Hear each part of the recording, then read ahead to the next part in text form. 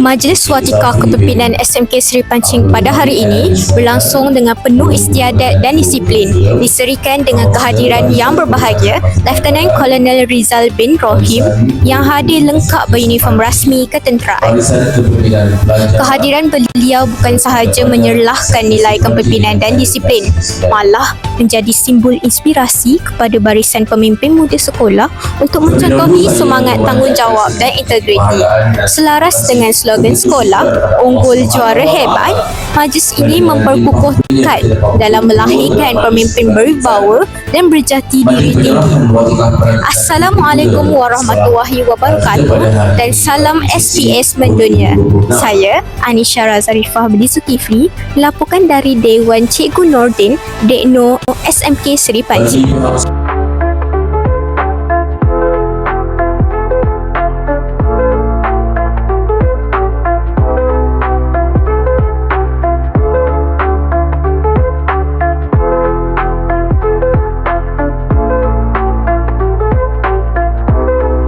Sekarang, yang berbahagia, Lieutenant Colonel Rizal bin Rohim sedang memberikan ucapannya sekaligus merasmikan Majlis Watikah Kepimpinan SMK Seri Pancing bagi tahun 2026.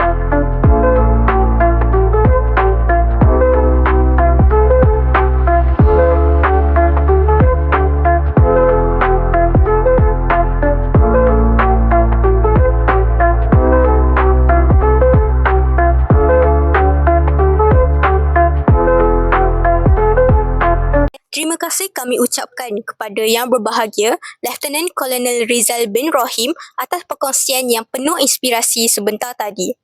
Semoga barisan kepimpinan SMK Seri Pancing terus menjunjung disiplin, memelihara integriti dan menghayati semangat unggul juara hebat dalam setiap peranan yang digalas. Saya Anisha Razarifah binti Zulkifli untuk Buletin Rasmi TV Pustaka Space SMK Seri Pancing. Sekian, terima kasih.